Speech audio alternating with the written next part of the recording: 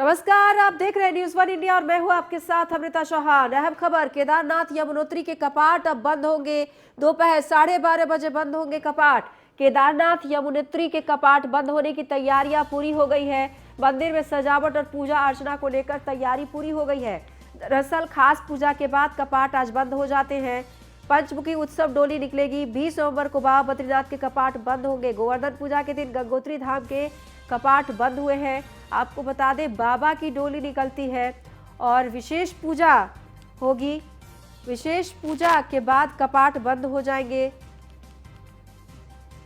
20 नवंबर को बाबा बद्रीनाथ के कपाट बर्फबारी हुई रहती है और इन्हीं बर्फबारी के बीच जो डोली निकलती है, नंगे पांव पुरोहित अपने कंधे पर बाबा की डोली इस बर्फ पर चलकर निकालते हैं। ये अपने आप में अद्भुत होता है। केदारनाथ यमुनोत्री के कपाट बंद हो गए। आप सोचिए, बर्फ पर चलना नंगे पांव, आप सोचिए बाबा की शक्ति और महिमा कैसी है। तो नंगे पांव ये डोली निकालते हैं, बाबा को कंधे पर बाबा की डोली निकाली जाती है। तो मंदिर में सजावट और पूजा अर्चना की तैयारियां भी पूरी हो गई है। भव्य फूलों से बाबा केदार की पंचमुखी डोली निकाली गई है। रोहित फोन लाइन पे हमारे साथ जुड़ गए हैं ज्यादा जानकारी के लिए। रोहित, आज कपाट बंद होने हैं, कहां कहां के और किस तरह से खास पूजा की तैयारी की गई है? जी, जैसे कि हर वर्ष भैया दूज के पर्व के दिन भगवान केदारनाथ के जो कपाट है वो बंद होते हैं और आज 8:30 के करीब जो है भगवान केदारनाथ के कपाट बंद कर दिए जाएंगे विधि विधान के साथ। इससे पहले 3 बजे के करीब जो मुख्य पुजारी हैं बागेश सिंह जी, उन्होंने भगवान केदारनाथ को भोग लगाया। इसके बाद जो श्रद्धालु यहाँ पे पहुंचे हुए थे कपाट बंद को लेकर, उनको दर्शन करवाए गए और कुछ ही देर में जो गर्भगृह है उसके कपाट पहले बंद कर दिए जाएंगे। उसके बाद डोली सभा मंडप पे लाई जाएगी और 8:30 के करीब जो है भगवान केदारनाथ के जो मुख्य दरवाजे है उन्हें भी बंद कर दिए जाएंगे और उसके बाद जो डोली है अपने शीतकालीन गंतव्य स्थल के लिए रवाना होगी और प्रथम प्रवास जो होगा डोली का वो रामपुर में होगा और कल डोली जो है गुप्तकाशी पहुंचेगी और गुप्तकाशी से डोली परसों अपने शीतकालीन गद्दी स्थल ओमकारेश्वर मंदिर पहुंच जाएगी। जी जी, संदीप भी हमारे साथ जुड़ गए हैं ज्यादा जानकारी के लिए। संदीप, ये जो डोली निकाली जाती है कितनी खास होती है और वो कौन कौन से लोग होते हैं जो अपने कंधे पर डोली निकालते हैं?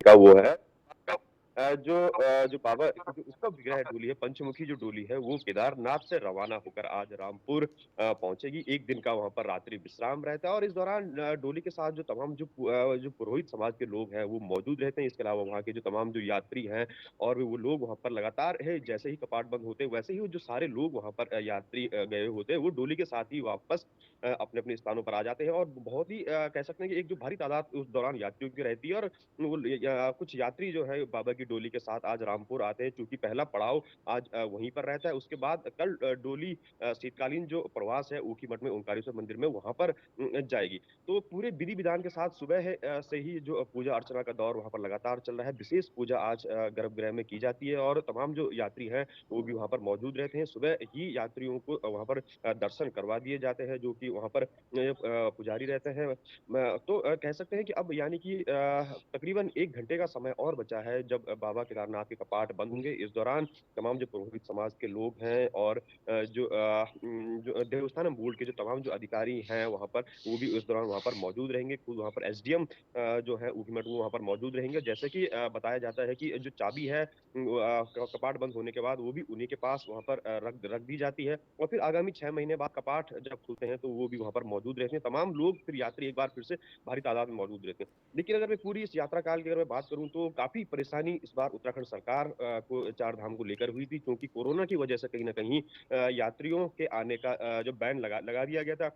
उसके बाद हाईकोर्ट में जो पैरवी कर दी गई थी, आखिरकार हाईकोर्ट ने आदेश तो दिए थे, लेकिन महज 1000 यात्रियों की जो परमिशन एक दिन में दी गई थी। लेकिन जिस तरह से केदारनाथ धाम में यात्री उमड़ रहे थे, तो एक बार फिर से उत्तराखंड सरकार ने जरूर पैरवी हाईकोर्ट में करी थी, जिस पर सुनवाई हुई थी। और कहीं ना कहीं हाईकोर्ट ने भी सीधे तौर पर चारों धामों में जो यात्रियों की प्रवेश की संख्या पूरी तरह से खोल दी गई थी। तो कह सकते हैं कि एक दिन में करीबन 5000 से जो ज्यादा यात्री हैं वो बाबा केदारनाथ के धाम में आए। जी और संदीप, जो एक खास बात ये है कि जब डोली निकलती है तो उस वक्त जो लोग कांधे पर डोली लेकर निकालते हैं वो नंगे पांव होते हैं, और ये जो वक्त है यहाँ पर बर्फबारी भी बहुत हुई रहती है, अमूमन कई बार ऐसा देखने को मिलता है।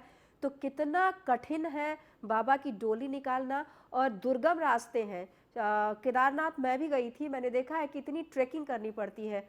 तो उतरते वक्त किस तरह की समस्या, कोई समस्या भी होती है, या फिर बाबा की महिमा कहिए कि लोगों में इतनी शक्ति आ जाती है कि नंगे पांव उस डोली को लेकर उतार लेते हैं वो लोग? बिल्कुल देखिए, बाबा केदारनाथ का जो एक अति उत्साह रहता है भक्तों में, वो कहीं न कहीं कम नहीं होता। और लिहाजा यही वजह है कि इतने कठिन रास्तों से होते हुए भी आखिरकार नंगे पाँव जो ये लोग रहते हैं, जो कि बाबा केदारनाथ की जो डोली है वो कंधों पर उठाए हुए रहते हैं, कहीं भी किसी प्रकार का जोश कम नहीं होता है। एक सबसे बड़ी बात ये कि 21 किलोमीटर का जो रास्ता है गौरीकुंड से लेकर केदारनाथ तक का, क्योंकि पहले रास्ता कम था, लेकिन आपदा की वजह से ये रास्ता और भी ज़्यादा लंबा बढ़ गया है। तो कह जी सकते हैं कि 19 किलोमीटर का ये पूरा जो ट्रैक है, इस दौरान वहाँ पर बर्फबारी भी हुई है, तो बर्फ में नंगे पाँव चलना काफ़ी कठिन होता है। आप अनुमान लगा सकते हैं, लेकिन कहीं न कहीं जो आस्था है वो बिल्कुल कम नहीं होती है। और लिहाजा इन पैदल रास्तों से होते हुए कहीं न कहीं जी गौरीकुंड, सोनप्रयाग से होते हुए जो आज रात का जो रात्रि विश्राम है, वो कहीं न कहीं रामपुर में होता है। तो कहीं न कहीं जो उत्साह है और पूरी तरह से जो भक्ति है, तो वो कहीं न कहीं कम नहीं होती है श्रद्धालुओं की, और जो डोली को कंधे पर उठाए हुए रहते हैं। और ये एक विशेष समय होता है, क्योंकि एक जोश होता है कि जैसे ही 8 बज 30 मिनट पर कपाट बंद होते हैं, जो बाबा केदारनाथ की जो डोली है वो केदारनाथ मंदिर की 3 परिक्रमा वहाँ पर लगाती है, और उसके बाद सीधा जो रवानगी है वो अपने शीतकालीन प्रवास के लिए हो जाती है। तो जो सैकड़ों जो भक्त रहते हैं उस दौरान, वो भी डोली के साथ चल देते हैं, लेकिन जो डोली को कंधे पर उठाए हुए रहते हैं वो पूरी तरह से नंगे पाँव रहते हैं। हालांकि जो बीच-बीच में कहीं न कहीं जो बदला भी ज़रूर जाता है, कुछ और लोग भी वहाँ पर मौजूद रहते हैं, लेकिन जो भी बाबा केदार की डोली उठाते हैं वो पूरी तरह से नंगे पाँव रहते हैं। और यही सबसे बड़ी वजह है कि जोखिम कहीं न कहीं बिल्कुल रहता है, चूँकि मार्ग पर पूरी तरह से बर्फबारी भी लगातार आजकल हुई थी, तो बर्फ भी वहाँ पर है। पहाड़ी पूरा रास्ता है, पगडंडी है, तो उस पर चलना भी कहीं न कहीं खतरों से खाली नहीं है। लेकिन जी जी, जो और आपका रास्ते बहुत आस्था है, संकरे हैं, बहुत पतले हैं, खाई भी है, ऐसे में बहुत मुश्किल होता है चढ़ना भी और उतरना भी। जी, बिल्कुल देखिए, कहीं न कहीं जो बिल्कुल पतले रास्ते हैं, सकरे रास्ते हैं, चूँकि अब जैसे कि पहाड़ों पर रास्ते हैं, लेकिन जो केदारनाथ के जो रास्ते हैं, वो आपदा के बाद से और भी खराब हो गए थे। लेकिन सरकार ने वहाँ पर हालाँकि काम करवाए थे, तो थोड़ा-सा अब ज़रा आसान ज़रूर है, लेकिन कहीं न कहीं जोखिम भरा ये पूरी तरह से रास्ता है। मैं अगर गौरीकुंड से लेकर खासकर केदारनाथ की अगर बात करूँ, तो जो ये 19 किलोमीटर का पूरा ये ट्रैक है, ये कहीं न कहीं बिल्कुल जोखिम भरा है। पत्थर वहाँ पर हैं, बर्फ़ वहाँ पर गिरी हुई है, तो और ऐसे में अगर बात करूँ, तो बर्फ़ के ऊपर जो पाला वगैरह जो गिरता है, उससे और भी कहीं न कहीं ज़्यादा जोखिम और बढ़ बढ़ जाता है। लेकिन जी जी, इससे कहीं न कहीं बाबा संदीप की आपके आस्था ही पास इस पर चर्चा करेंगे, आप हमारे साथ बने रहिए। रोहित हमारे साथ जुड़ गए हैं। रोहित, आज जो पूजा होनी है 12:30 बजे, वो क्या क्या खास पूजा होती है?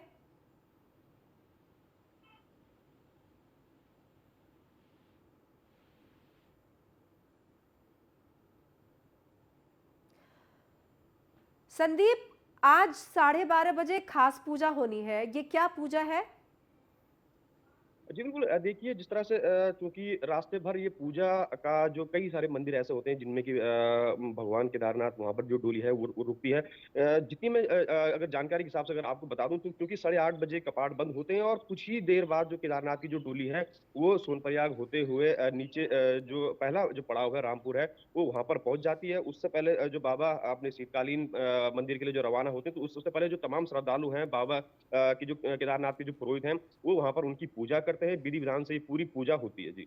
जी, बहुत-बहुत धन्यवाद संदीप इस तमाम जानकारी के लिए। तो बहुत ही दुर्गम है रास्ता, और जाहिर तौर पर बर्फबारी भी इस वक्त हुई होती है। नंगे पांव डोली पर लेकर बाबा को जाते हैं ये लोग, जो पुरोहित होते हैं, जो पंडित होते हैं। और हालांकि रास्ते बहुत लंबे हैं, तो बीच में लोगों को बदला भी जाता है।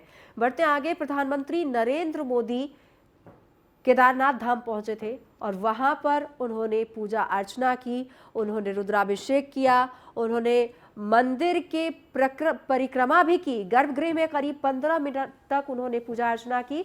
रुद्राभिषेक किया। यहाँ पर एक पंडितों की टीम थी जिन्होंने उनसे पूजा करवाई औपचारिकता के साथ। और आदि गुरु, इसके बाद उन्होंने आदि गुरु शंकराचार्य के हाल ही में बने समाधि स्थल पर प्रतिमा का अनावरण किया। केदारनाथ धाम में पीएम मोदी ने अरबों रुपए के प्रोजेक्ट का शिलान्यास और लोकार्पण भी किया।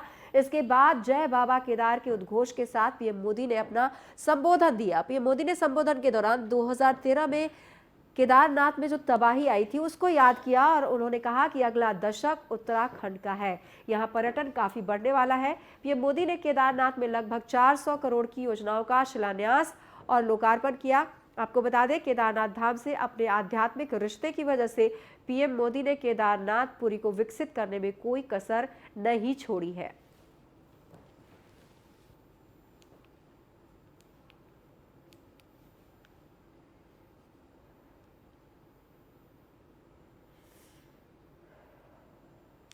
तो ये तस्वीरें हम आपको दिखा रहे हैं बाबा के दर पर किस तरह से मोदी पहुंचे। प्रधानमंत्री नरेंद्र मोदी और बाबा की पूजा अर्चना की। उन्होंने रुद्राभिषेक किया, पूजा के बाद परिक्रमा की, शंकराचार्य की प्रतिमा का अनावरण किया, शंकराचार्य को उन्होंने नमन किया, निर्माण कार्यों का जायजा लिया। तो ये अलग अलग तस्वीरें हम आपको दिखा रहे हैं। प्रधानमंत्री नरेंद्र मोदी ने केदारनाथ धाम में पुनर्निर्माण कार्यों का जायजा लिया। इसके बाद एक जनसभा को संबोधित किया। उन्होंने इस दौरान क्या कुछ खास कहा, चलिए आपको हम दिखाते हैं। आप सभी आदि शंकराचार्य जी की समाधि की पुनः स्थापना के साक्षी बन रहे हैं।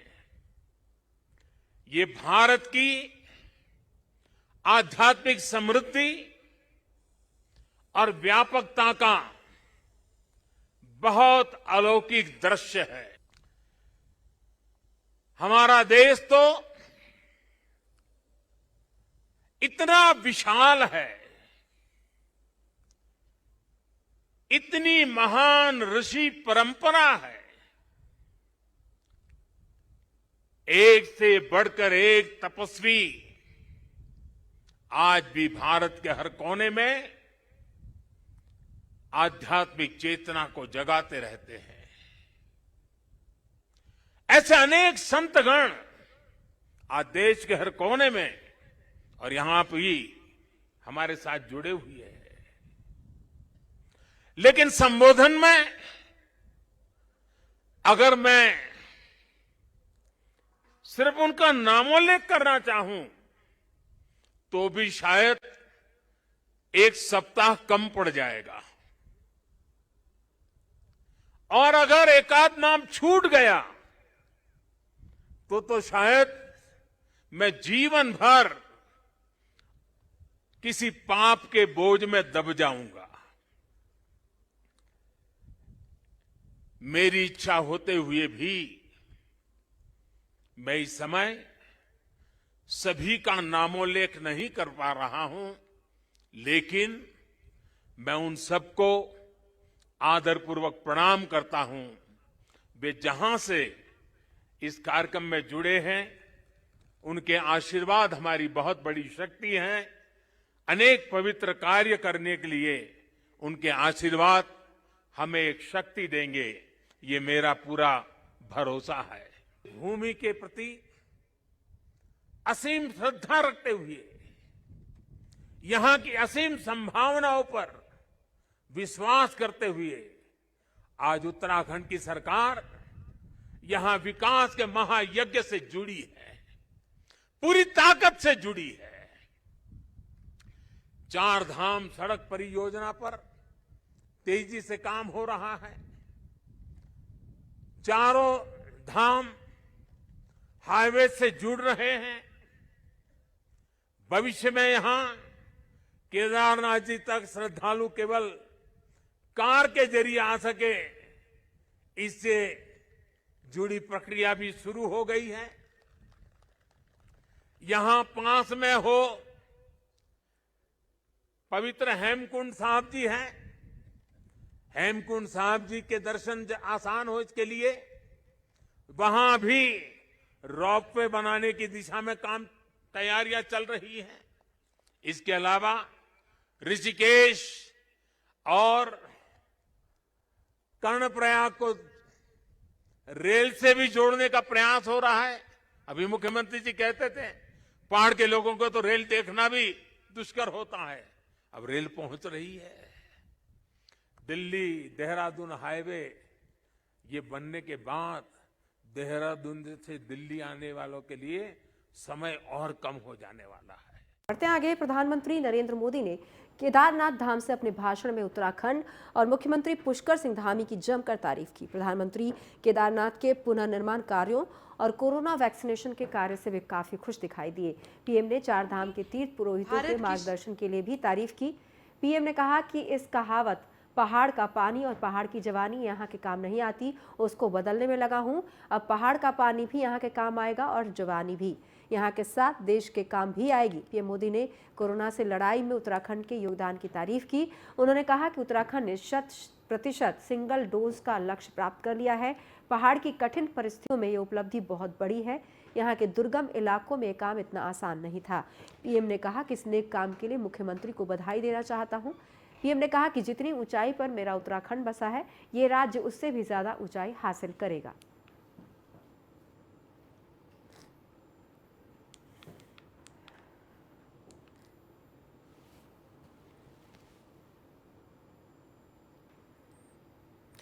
और प्रधानमंत्री नरेंद्र मोदी ने क्या कुछ बड़ी बातें कही, वो भी आपको हम बताते हैं। वैक्सीनेशन के लिए सीएम धामी की पीठ थपथपाई। कोरोना से लड़ाई में उत्तराखंड के योगदान की तारीफ भी की। उन्होंने कहा कि योगदान काफी अहम था सीएम पुष्कर सिंह धामी का।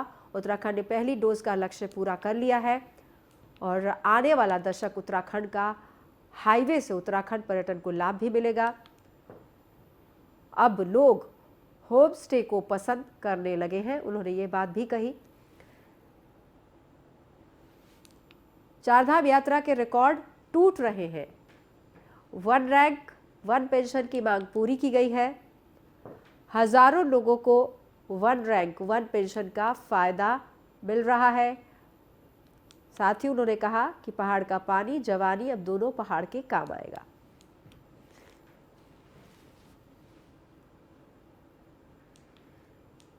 भूमि के प्रति असीम श्रद्धा रखते हुए यहां की असीम संभावनाओं पर विश्वास करते हुए आज उत्तराखंड की सरकार यहां विकास के महायज्ञ से जुड़ी है, पूरी ताकत से जुड़ी है। चार धाम सड़क परियोजना पर तेजी से काम हो रहा है। चारों धाम हाईवे से जुड़ रहे हैं। भविष्य में यहां केदारनाथ जी तक श्रद्धालु केवल कार के जरिए आ सके, इससे जुड़ी प्रक्रिया भी शुरू हो गई है। यहां पास में हो पवित्र हेमकुंड साहब जी हैं। हेमकुंड साहब जी के दर्शन आसान हो इसके लिए वहां भी रोपवे बनाने की दिशा में काम तैयारियां चल रही हैं। इसके अलावा ऋषिकेश और कर्णप्रयाग को रेल से भी जोड़ने का प्रयास हो रहा है। अभी मुख्यमंत्री जी कहते थे पहाड़ के लोगों को तो रेल देखना भी दुष्कर होता है, अब रेल पहुंच रही है। दिल्ली देहरादून हाईवे ये बनने के बाद देहरादून से दिल्ली आने वालों के लिए समय और कम हो जाने वाला है। इस सब कामों को उत्तराखंड के पर्यटन को बहुत बड़ा लाभ मिलने वाला है। और मेरे शब्द उत्तराखंड के लोग लिख करके रखे, जिस तेज गति से इंफ्रास्ट्रक्चर बन रहा है, पिछले 100 साल में जितने यात्री यहां आए हैं ना, आने वाले 10 साल में उससे भी ज्यादा आने वाले हैं। आप कल्पना कर सकते हैं यहां की अर्थव्यवस्था को कितनी बड़ी ताकत मिलने वाली है। 21वीं शताब्दी का तीसरा दशक ये उत्तराखंड का दशक है, मेरे शब्द लिख के रखिए। भूमि और प्रधानमंत्री नरेंद्र मोदी के दौरे के दौरान मुख्यमंत्री पुष्कर सिंह धामी ने केदारनाथ में क्या कुछ कहा, चलिए आपको हम दिखाते हैं। हमारे प्रदेश ने सफलतापूर्वक कोविड की प्रथम डोज को लगाने का लक्ष्य समय से पूर्व ही 100% प्राप्त कर लिया है। साथ ही दूसरी डोज भी 50% से अधिक लगाने में हम सफल हो चुके हैं। शिक्षा, जन स्वास्थ्य, बिजली, पानी, कनेक्टिविटी, रोजगार, महिला एवं बाल विकास, खेती, किसानी, सिंचाई, हर क्षेत्र में उत्तराखंड ने पिछले 5 वर्षों में अभूतपूर्व तरक्की की है। माननीय प्रधानमंत्री जी के नेतृत्व में, मार्गदर्शन में हमारी उत्तराखंड सरकार ने जो विकास कार्य किए हैं वो भूतो न भविष्यति। हमारी सरकार जहां 24,000 सरकारी पदों पर भरने की प्रक्रिया प्रारंभ कर दी है, वहीं मुख्यमंत्री स्वरोजगार योजना, नैनो उद्यम योजना के माध्यम से लाखों बेरोजगारों को स्वरोजगार तथा आत्मनिर्भर भारत के लक्ष्य को प्राप्त करने की ओर हम आगे बढ़ रहे हैं। कोरोना महामारी से प्रभावित पर्यटन, चिकित्सा, कृषि सहित विभिन्न क्षेत्रों को 600 करोड़ रुपए से भी अधिक के पैकेज हमारी सरकार द्वारा दिए गए हैं। यह राशि डीबीटी के माध्यम से सीधे लोगों के खातों में भेजने का काम हो रहा है। आयुष्मान भारत योजना, उत्तराखंड में अभी तक 44 लाख लोगों के कार्ड बन चुके हैं। इस योजना से 3.5 लाख से भी ज्यादा लोग अभी तक अपना इलाज करवा चुके हैं, लाभान्वित हो चुके हैं। साथ ही 460 करोड़ रुपए की धनराशि अभी तक इसमें खर्च हो चुकी है। फिलहाल इस बुलेटिन में इतना ही। नमस्कार।